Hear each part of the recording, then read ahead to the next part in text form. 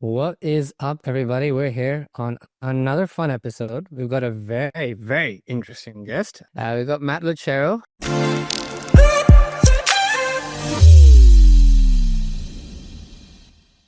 Whenever Matt shows up to talk about copywriting frameworks, he crushes it. One of the ones I like a lot is like, can you share the last 10 customers that purchased and why? People are asking for his numbers.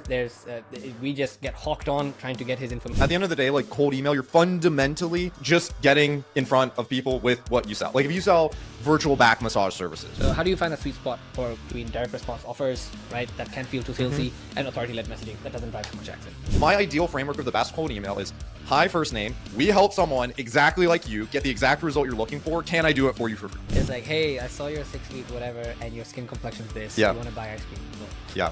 Stop.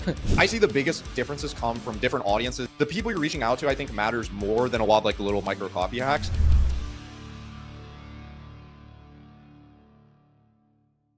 What is up, beautiful people? We're here for another incredible episode number 2 with none other than Mr. Matt Lucero.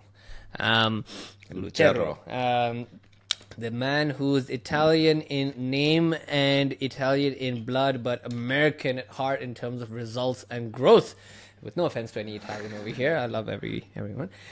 So we're going to be speaking about something Matt's absolutely a legend at. For those who know, we run something called Office Hours on Smartly. We get a couple hundred people show up every single Thursday, and whenever Matt shows up to talk about copywriting frameworks, he crushes it. We have people stay back. Literally, it's an hour session, goes on for like 2.5 hours at times. People are asking for his numbers. We just get hawked on trying to get his information. So Matt knows the shit. So with that, Matt, since everyone's already well aware of you, the success you've got, the way you built your agency, let's jump into some things over here. So you mentioned you had a campaign that netted 35 meetings in a month. Now, before we break that down, a lot of agencies focus on clever copy or perfect timing. You say the offer does 80% of the heavy lifting, which I kind of agree with, right? Explain that to us.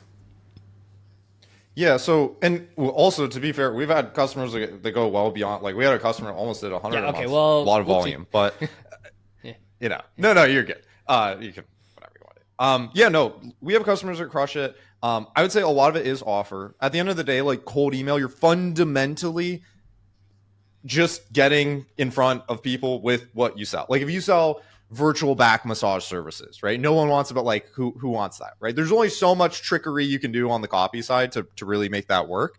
But yeah, fundamentally the offer does a lot of the lifting. What you sell, like there's only so many ways you can spin certain offers and what you sell. And I also want to be clear on the offer. There's like the thing that you sell, and then there's how you position or what you're willing to do. The thing that you sell is your product or service, and then an offer can also be like a freebie that you do up front that can help draw more attention.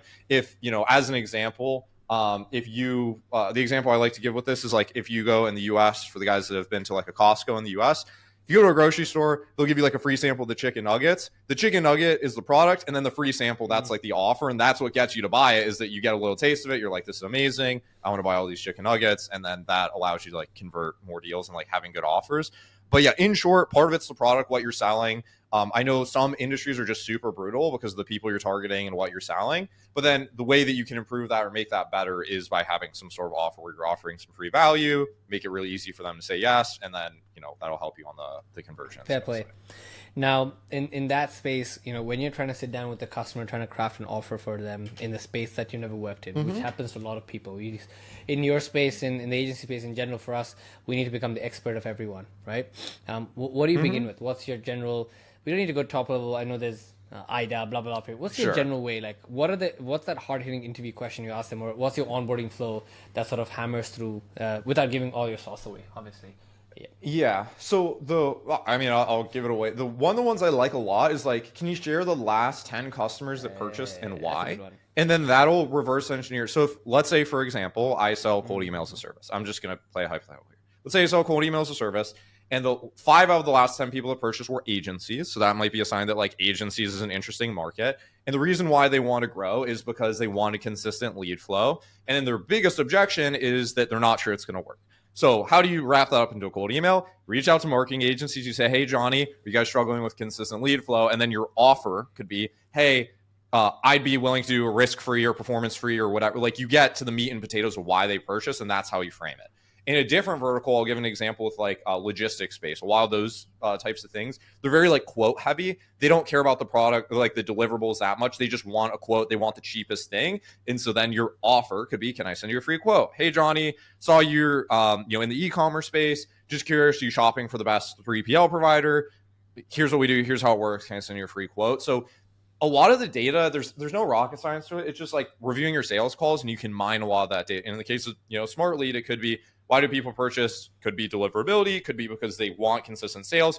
All those reasons kind of add up to allow you to make these the messaging. And it's very contextual depending on who you're targeting, who you're working with, and a lot of other factors. But I would say the easiest hack you can do is just look at your sales calls, see why they purchased, see what personas they were, and then that's your cold email. Actually, I love that. Why did they last and buy, and what do you think made them purchase? That's awesome. I think you built all of your offer just from that. That's awesome. Okay, now when we go into sort of writing copy as a concept, right? We tend to go, I guess, agencies tend to move from like an oscillatory cycle between direct response offers, right, that can feel too salesy, and authority-led messaging that doesn't drive too much action. Right? So how do you find that sweet spot for clients in crowded niches, let's e-commerce or trying to sell IT services, etc.? How does that, soft hit from a hard hit that sounds too salesy versus I'm here to offer you value, but then it becomes too soft in the flow loop of the hundreds of emails the customer gets actually work for you? Yeah, I'm more of a fan of doing like the soft. It really just depends on how sophisticated the market is. If you have like a no-brainer killer product that makes a ton of sense, I would go more direct response because it's less friction, or it's less friction from you, the person operating the campaign. It's more friction from the person buying. But then vice versa, if you're in a more crowded niche, you're going to take on a lot of the friction. You might have to do free work and stuff like that. And so I'm more of a fan of the hyper direct response stuff when you're not in a crowded market and you want your sales process to be as easy and frictionless, as seamless as possible.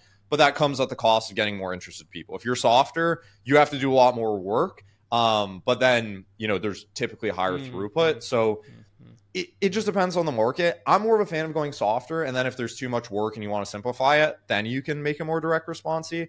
I like the authority-led stuff, not like, hey, I'm this big tough guy, but you can call out like I really love doing like company level credentials. Like if a company is generating 100 million in revenue, call that out. If Smart Lead manages a zillion inboxes, again, this is highly contextual depending on who you're targeting and if they care about that. But the high level credentials on who you are and why they care, I think is very powerful to include it in the copy.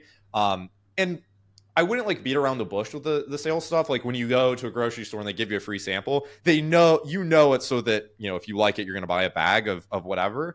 And so, I'm more of a fan of being on the softer end, leading with value, trying to get the yes, and then trying to nurture them into a deal after that. And let's just take a hypothetical example where, we're going through lead with an offer, try to find something of value. Let's just take something generic like an IT services firm, right? How do you then go towards signal-based selling with them? What are those signals? How do you differentiate between like when... How do you exactly sell to that? Because you've got customers who are trying to sell to these services companies or services companies that are trying to sell to end users that are also aggressively pushed up. So where do signals come through on that front? Yeah, so signals, going back to like the last 10 customers example, I like to mine the signals from, the pain points they have. So as an example, let's use IT services to your point. We have a MSP that we've been working with for a long time. The biggest pain points, like why people switch MSPs, because they don't very often, is that their current one sucks, or that they're growing and they don't have like the IT support, like everything's falling apart. And so you can reverse engineer those buying points into triggers. So growth, that could be like, hey, scrape their LinkedIn company growth. Hey, I saw you're growing this percent year over year. How are you guys keeping up with IT stuff? Or you could scrape people who are following an IT company. Hey, I saw you're following this IT company. Are you happy with their service? This is making an assumption that they're using it. Or, hey, John, saw you have 2 IT people on staff, but you have 200 employees. how are you guys Got keeping your up with point. all This is the on like stress? Here's what contextual we do. stuff. Okay, got it, got it, got it. Yeah. And so it's like a lot of it comes back to that, like, where review the sales calls, like what point gets them to the sales call, and then that can be your trigger. So it's like their company's growing quick, you can scrape company growth.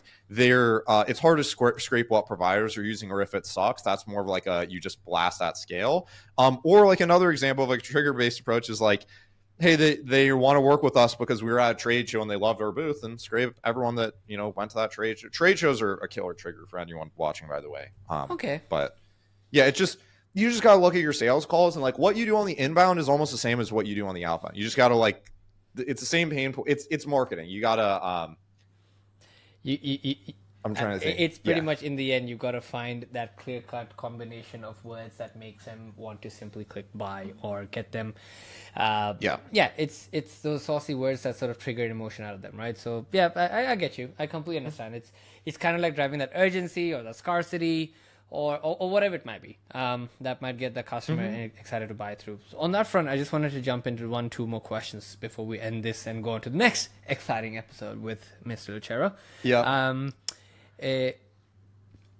Let's talk about this whole offer cycle building, right? Like, how do you test an angle? How do you test an offer? How often do you test it? How many are you running at any point in time? Are you spin taxing, not spin taxing? Are you just changing subject lines? Are you changing parts of the copy? How does that work? What's your mechanism for that? Because it can get quite annoying. Like, I can imagine everyone talks about, I want to do tests, but then if you do too many, then you've got convoluted data. You can do one at a time. So how does that work for you? How do you do this? I would say minimum 1,000 email sends per variant. If you're not doing that on any sort of split test, then I don't even consider that like significant. If anything, I'd probably want more than that, to be totally frank, like 1,000 to 3,000 per variant, whether that's leads, campaign, copy. How I'm testing it, looking at everyone they can. So like you have total addressable market, that's everyone you can possibly serve. There's ICP, that's your ideal bucket of customers. And then there's segments. So out of all the ideal people you can serve, I like to split test all those different segments. So let's say in the case, I'm going to use Smartly as an example. You can serve cold email power users. You can serve sales leaders. You can serve, these are all your like segments. I like to test those in different audience buckets. I see the biggest differences come from different audiences, different, like the different pools you're fishing in more than the bait that you're using, if that makes sense. So like the people you're reaching out to, I think matters more than a lot of like the little micro copy hacks. You're going to see a totally different, type of results if you're reaching out to lead gen agencies as Smart Lead, or if you're reaching out to broadly like sales leaders, right? Those are the split tests I like running. So I prioritize like a lead based split test more. And then within the cop, so like order of operations, 1,000 emails minimum per split test. Even that I feel like is low. That includes any type of split test. Then I like to split test the most audiences and segments. That's where you see the biggest differences, because you get those crazy differences on who you're targeting. And then like the offers I test, I like to test the most aggressive, like free offer up front, or like the sexiest offer. Because if you're not converting very well with the super amazing, sexy offers, then like switching to a harder call to action isn't going to help you a ton. And then if that's converting really well, then kind of like dial it back to make the sales team's life a little bit easier. Fair enough. Okay. That makes sense, right? Final question for you on that piece.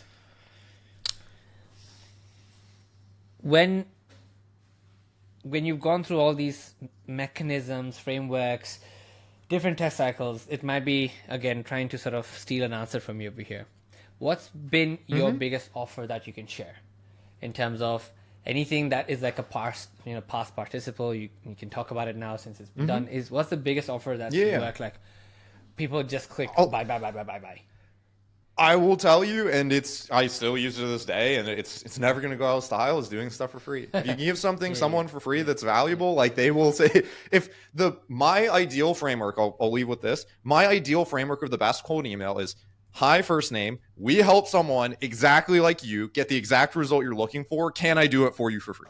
That will, like, if I said, hey, Smart Lead, you guys are looking to hire talent. We helped your biggest competitor hire the super high level talent that you want, and I will give you the candidate's information for free. Would you be interested? To me, that's like the most slam dunk. It's like pain point they really direly care about, showing proof that you can help, that you've helped someone just like them, and then willing to do something that's valuable for free. I think that's like the money angle that, will never go out of style. But again, that requires you to have a good case study in someone's vertical, to do the work on the lead list side, and also to be willing to do some free work. Fair play. But I think Yeah, I think that's it. Yeah. I walked into that one. Offering something for free will always win. Okay, Yep. so I'm gonna try steal one more from you. Then I know we've stretched this a little longer. Go I'll for stretch it. one more this from you. Okay. Yeah. I think it's spoken about it a lot, but there's always something new that comes up each week. It's spoken about personalization at scale. Mm-hmm. Does it work? Does it not work? What's the general hack for this?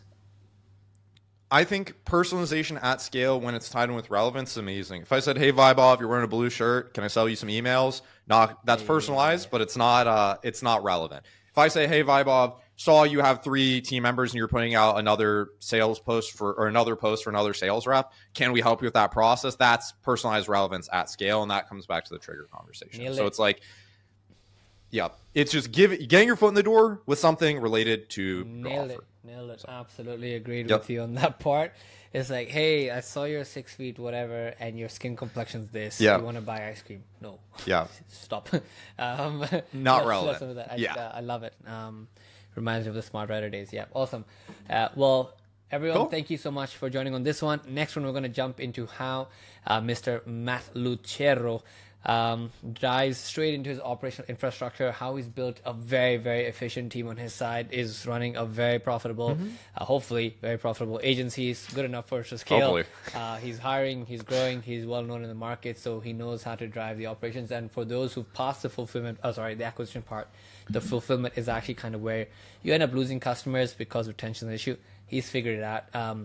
Full candidacy, we use Matt, and we get automated messages all the time. We get systems, everything's in flow, so we know he knows his thing. So if you're interested, stick around for that one. That's going to be a big one.